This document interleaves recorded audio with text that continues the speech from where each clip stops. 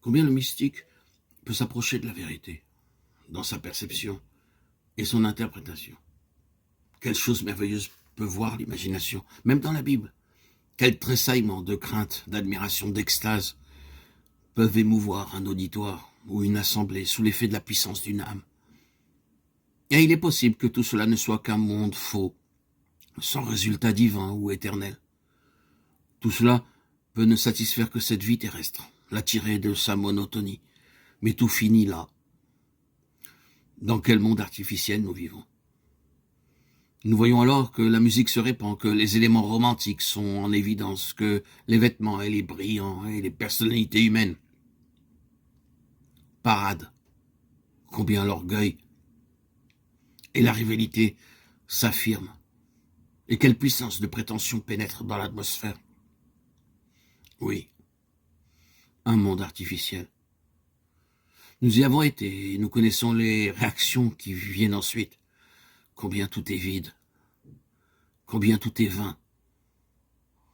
Un fruit de la mer morte. La tragédie dans ce mélodrame, c'est que c'est là la vie véritable pour beaucoup. Ce monde de l'âme, c'est une imitation du diable.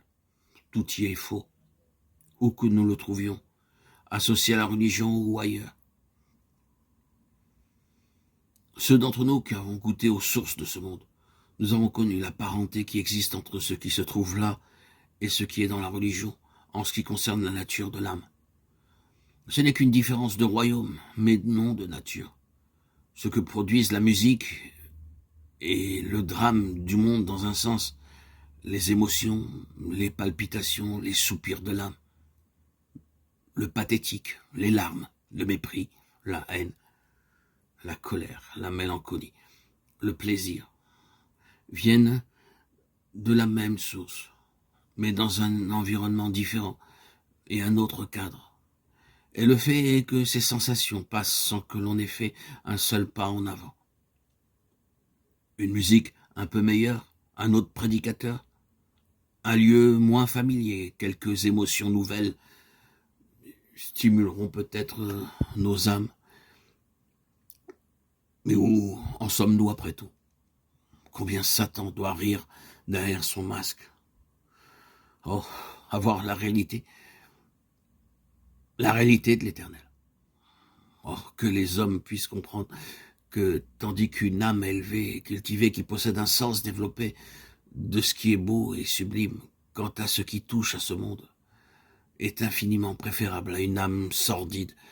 Ce n'est pas nécessairement une garantie que cette âme ait une connaissance personnelle et vivante de Dieu en tant que personne, et qu'elle soit réellement née de nouveau. L'occultisme, le pouvoir de voir plus profondément que les autres, de sentir ce que les autres ne sentent pas, de saisir ce qui est abstrait, de toucher les forces invisibles, ce n'est pas la spiritualité dans le sens divin. Le domaine de l'âme est complexe et dangereux, et il peut soulever beaucoup d'hommes hors d'eux-mêmes. Mais pour les plonger dans une ruine morale, mentale et physique, où il n'y a plus aucune espérance.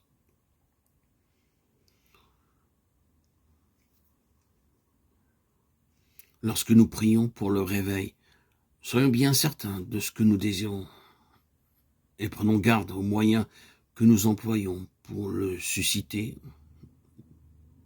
ou l'accomplir.